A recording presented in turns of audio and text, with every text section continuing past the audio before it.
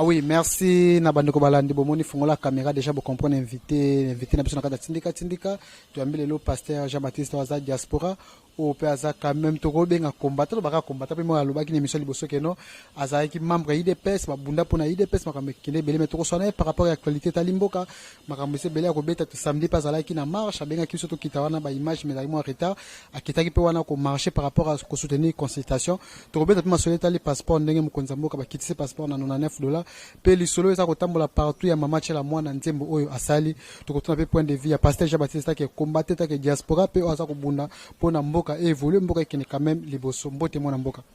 mbote mona Maël Stopira les journalistes engagés boni santé boni déposer na Kinshasa ozotambola l'aise par mtu ke dalé bon nangolo nzambe toza bien yango na lobaka tango nyonso avant ya kobanda émission identité na ngai na kotika te partout na kefuna na sa identité tant que momumbu ya nkolo totika émission na maboko ya nkolo bande bandelite suka Père de gloire ozali nzambe okotila tu nzambe merci na oyo sali pona bomo na biso merci ya koyoba kosangisa biso so na journal lelo Père de gloire pamba te pa na yo azali ezalaka te nyonso nzambe ekomelaka biso oyebaka ngo nzambe rendez-vous lelo yo oyebaki yango nzambe po permettre ete ekolo papa na ngai eyeba kokisama tokutana ete ekolo papa na mwana Stopira nayebi kotika ete ekolo papa déroulement ete ekolo papa na ngai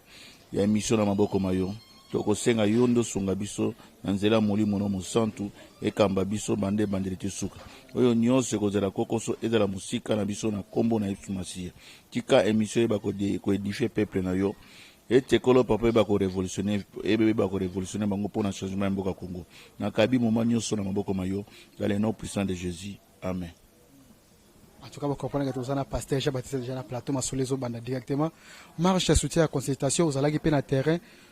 Les canisiers, on a battu sur que non, vous avez la marche pour la consultation déjà dans le terrain, vous avez la marche, vous avez aucun qui peut vous allez combattre ça par rapport à nous. Marche wana omoni tozali kotambola tozana mboka oyo nazoloba na batu msusu bazali baini ya Congo bandoki ya Congo bazali eloko nyonso oyo ezali pona intérêt ya Congo bandoki ya Congo bakolinga toujours batia bakale baluka toujours ba contredire yango ba oyo bazana bolingo ya Congo yango ba oyo bazana posa ke changement ezala na kati na mboka oyo yango ba soutenaki idée ya mokonzi na mboka Félix Antoine Tshisekedi pona consultation yango balobi pona ko accentuer que tozali d'accord na idée na yo il faut biso totambola pona kolakisa na mokili mobimba ke idée na yo ya consultation ezali malamu yango biso faut totambola po ete batu bayeba toza ko soutenir yo yango tina oyo batu balingi changement balingi ko accompagner président Félix Antoine Tshisekedi na pouvoir na ye pe na mandat na ye baza ko soutenir ye yango nde senga ki fallait to accompagner tana nzela marche yango za soutien na biso po ete bayeba ke non to toujours simanaye ça toujours na simanaye ta que population mwana mboka diaspora okitaki on mona ki ni réalité nde ndimi petit ko marche ba miso babanga kana ba marche wana ko ya me okitaki tina tero marche ki bon moni ti lelo batu msusu baza ko mona on dirait ba ko mona te baza ko mona on dirait que non tozaka ka na époque ya Kabila or Kabila déjà ndenga zali wana atika na étiquette me bazo comprendre te ezalo ko le bembanyoka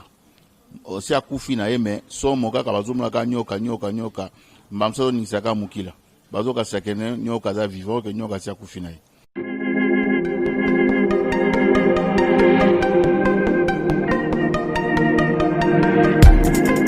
Après 25 ans d'expérience, eh oui, de 1995 jusqu'à ce jour, Eltonston, l'unique shop congolais de Londres, la Grande-Bretagne, il est Londres, et ça la fierté à la communauté Nabiso, et surtout, il y a un homme d'affaires congolais sérieux dans la diaspora. Oh yes. C'est créé Eltonston et Sali Kakamoko, le sérieux, à quel na service qui toko na ba client na ye. Avec ma produit naïe, où il y a première classe, il y a qualité supérieure. Oh, il y a ma bombe à Eden Store. Oh yes, mon climat bimbe yeba. Bah maman à Londres va confirmer. Eden Store, c'est le perso des produits cosmétiques. Yasolon, produits originaux. Et yes, les alipes perso et produits alimentaires naturels et organiques. Au travers de nos produits cosmétiques, Eden Store détient le secret. Secret Yasolon, où il y a posé à maman moi c'est qui toko. Posé à moi so penza basali kolula. Posé à moi so mobala kotala ya lembate. Posé so tamboli masanga sima. Eh oui. Yango ne ba produit ezotekama na kati ya Eden Store. Na ba produit alimentaire oyo ya Eden Store. Yango de secret ya cuisine ya mama congolaise. Ah oui. Nyonso kosepelisa mobali na yo ezali pondu, matembele, ngai, ndole, fumbwa, ndunda, bilembwe, oyo nyonso penza oyo kobonga pona cuisine na yo ezali. Oh yes.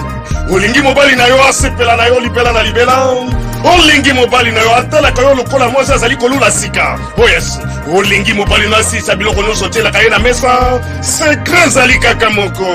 Eden Store.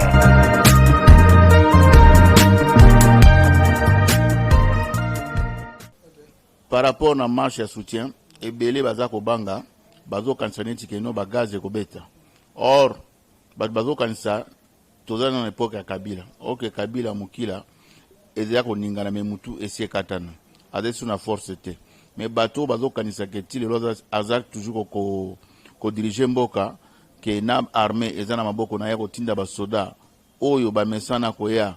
ko piller congolais ko beta ba congolais ko boka mo bagage bazo ka se continuer ndengwa. Or ngana zalaki na kati na marché na mona ke loko na ba soda to marché na bango ba soda kutu ba lembi na bango ba pemi ba telemi na bango na ba jib nzinga. Et puis marché na se plaque na marché ngo pona ni po ngamo na zaki na kati na se plaque na marché ngo pona ni zaki otozo ba marché moko pacifique ba buki loka mutute ba sali mubulu moko te baza koyemba na bando to koyemba na biso pona ko soutenir consultation. Donc marché le kaki na ndenge moko ya kimia. Donc to tamboli na biso na kati na mboka na Congo tina boto koma triomphal to zaki na ba Frank Diongo na Jean-Marc Kabundi na Kabuya na bandeko ebele ba yokaso ebele tozaki na bangwana ba membre du progrès ba tunyo tozaki na bangwana na ndenge tokomaki na triomphal nani alobe apesi message na ye wazalaki nango Jomi Dongala Frank Diongo Frank Diongo apesi message na ye après nani lisusu Kabundi alobi après Kabundi nani pa ekoloba Kabuya pa ekoloba mwa muke. Donc elekaki nango très bien eloko moko tezalaki ya mabe. Et puis na kati na ler bazolo ba biso ngana zalaki wana basoda batelemi nango kutu musika bayaki kuta pembeni te na ndenge esili tozolongwa na biso wana tozoyemba banzembo tozopanzana eloko moko te mabele kaki. Donc pona kotalisa batu keno ata boza kondima te changement zokota malem. Changement kota malem en tout cas mo zaki na terrain mo makamoleki. Mais pourquoi qu'on soutenir consultation marche bon tandis que consultation de tout monde ba Jean-Pierre Bemba ba Moïse Katumbi ba te bele baza koya ba tout monde ba koti marche wana o mate que ça vraiment important et pasteur Jean-Baptiste. Non, marche ça toujours ça na ngone importance parce que peuple pona la kisa ke likanisi ya mokonzi tondimi yango po soki tozoloba ne tozoloba bomba msusu mokonzi akolanda yango te. Oza komona akolanda yango te ke non biso to soutenir démarche na sali ya consultation. Donc il fallait congolais nous ça se mobiliser parce que babima tous les quatre coins boya mbinza kuna babimi boya ya matete boya changu kuna boya lingwala donc to met tous les quatre coins Kinshasa. Oza komona ale to yokuta na biso na triomphal. Donc ezali pona kotalisa mokonzi ke non toza simana yo poso nde tozoloba boy mamso akolanda biso te. Mais il fallait marcher seulement parce que ba chaîne là ke belé o pe balobela ki yango ye moko pa landa ki yango moni ke non population donc na likanisi na ngai bazali pour ngai yango batalisi volonté na bango yango batalisi ke non baza ko soutenir likanisi on azalaki nango ezama bete. Par rapport au ya marche bosala qui après bino pe to moni bandeko ya PPRD FCC basali marche bazo senga respect ko so mokoto moko a respecter mibeko ya mboka respecter ko so par rapport ya marche na bango eta ke congolais le kansiko sa ndenge ni mo idée na balobi mokonzi ya mboka a respecter constitution mais au moni bato il faut baza kapena soni baza rapena soni ya koloba makambo. Est-ce que bango depuis ka ba respecter la constitution? Depuis ka bango ba respecter la constitution. Ceux qui le loba Rossio bakufa. Ceux qui le loba bakapangala bakufa. Ceux qui le loba tu ba IDPS kuna batumba batu. Eza pour la nini? Constitution est-ce que ba respecter ngo? So ba respecter la constitution. Nde tokoma na ba dégâts nyonso wana. Nde tokoma ba dégâts nyonso wana te. Bango nde batu ba respecter la constitution te. Et en plus, ceux qui bazaki batu bazako respecter la constitution. Nde mboka elingaka ezala boye te. Nde tenga to mona changement eza na kati na mboka. Mais tellement bango bazali bandoki ya Congo, baini ya Congo, baza toujours na posa que no mboka bango nde ba dirigeango. Yango tobi cette fois-ci eko passer te. Tozali wana vigilant pona koyeba kotalisa bango que no obino bozo kanisa. Eza ndingi wana te. Respect ya constitution eza pona congolais nyonso. Mais bango ba respect la constitution te, o bazo sala wana ezali nde bazo sala wana ezali nde hypocrisie. Po ba mona bango bazali batumo ba respecter la constitution. Est-ce que bango batika ko respecter la constitution? Ata mukolo moko te.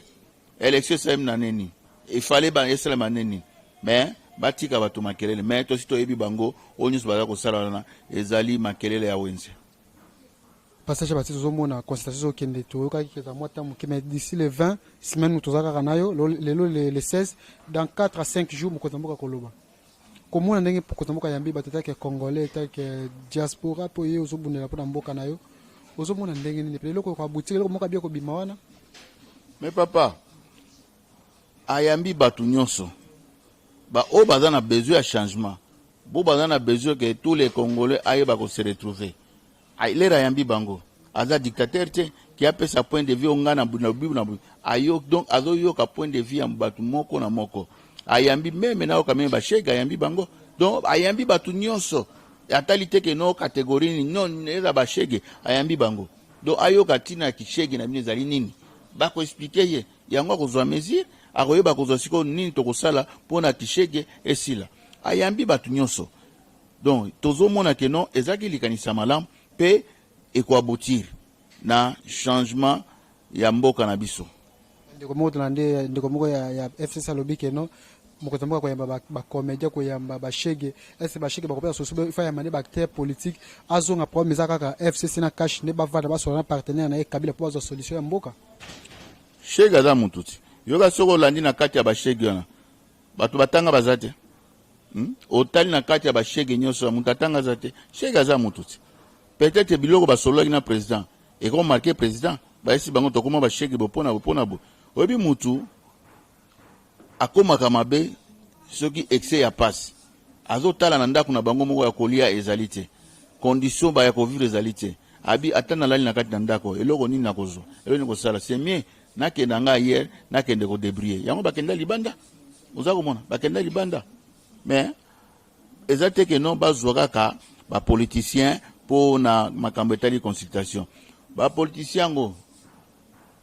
to kende na sens moko figure. Est-ce que ba politicien ngo ba bundela kamboka esolo?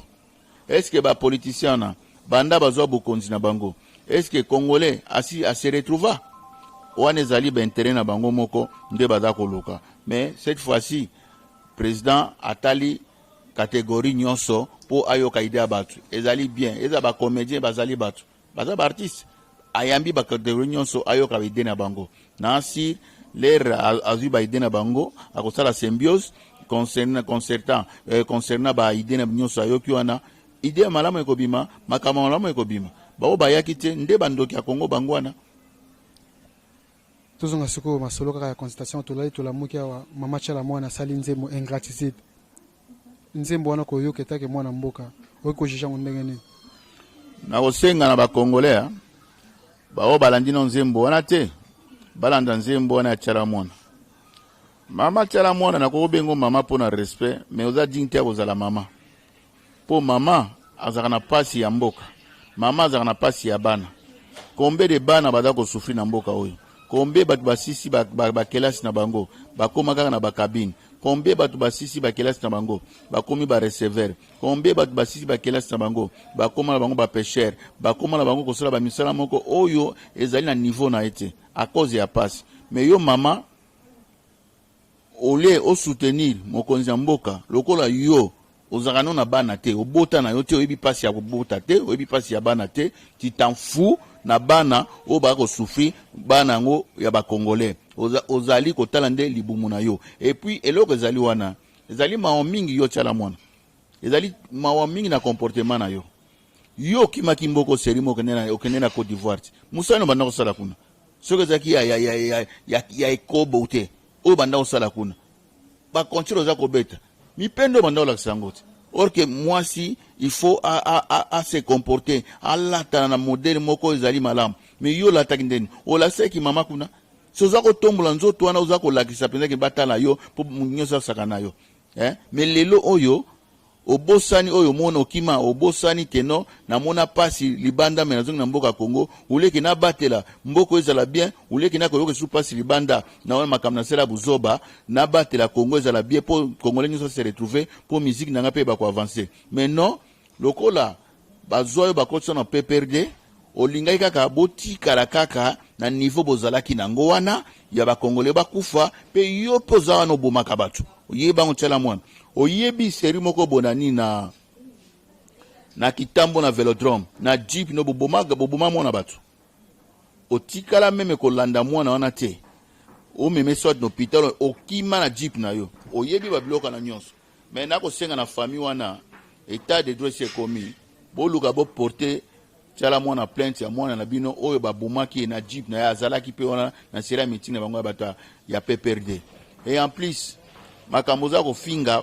Félix Antoine aza ingrat ngo ya likamo nini toke na sens moko pro apesi examen abosa azun examen aboko za la reconnaissance yo zolo ba maître qui est maître yango azali nani Kabila azali maître na mboka oyo eza mawa mingi batu bandoki ya Congo za bino batiala matu bateka Congo bino ba oyo likola mobulu likola égoïste na bino bozana ngo wana nde boteka Congo toke na sens moko bien tozwa batu oyo bazali na parti prité bo bazali net ezala ba étranger oyo bazali ba incorruptible baya ta lelo to organiser élection Kabila zalawana Shadara zalawana Félix zalawana même Fayulu zalawana batu oyo na lobibi ba incorruptible ezala nini moko transparente élection moko transparente basala yango yo mutozolo bana maître na yo soka koleka est-ce que yo kokoloba penza na 2011 est-ce que ya lekaki devant Félix papa Tshisekedi alekaki wana kutu tokoloba ngote parce que boyebi résultat mais yo ko benge maître mais zala pena soni ya koloba biloko ndengona ozolia mbango no mama lia mais un jour Congo ekokanga yo un jour Congo ekokanga yo na maboko nde okolapa malobano lobaki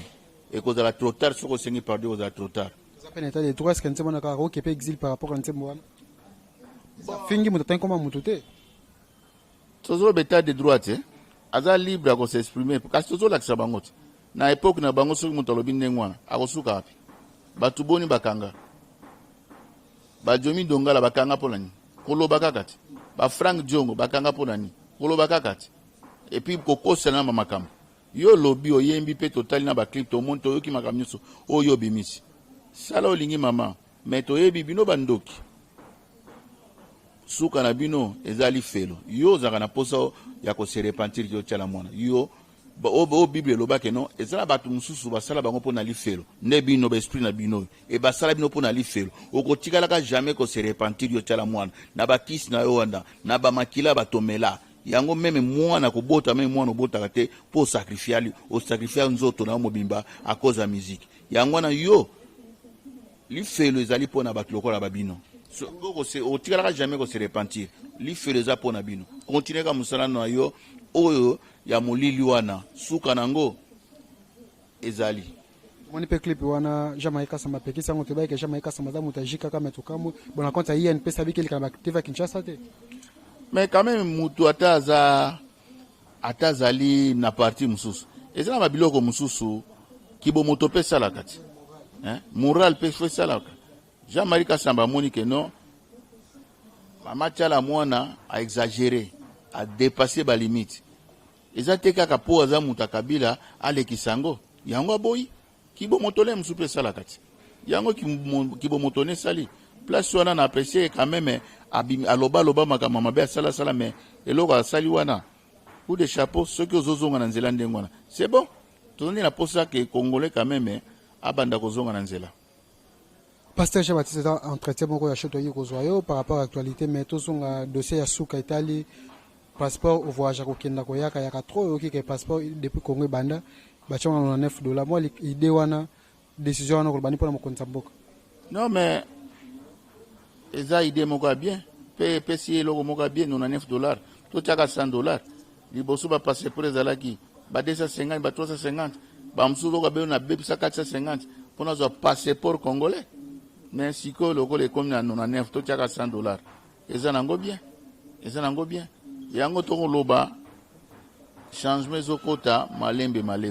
ata bozo kondima te mais na kuzu bokotela kondima bino ba faux combattant oyo ba bokecho ba odombo bokondima Félix Atamu asambela ki to gagner le para gagner te na wa bokecho kasi bokecho aza ndoki ya Kongo ti bino bokasa bokecho wana yalinga ya Kongo akosaka bino ti aza ndoki ya Kongo tala mutu momba bikino na sambelaki pour que Léopard ait gagné te bon Léopard ata e gagné akite siko le ba kofinga ba congolais yepa ya azaka congolais te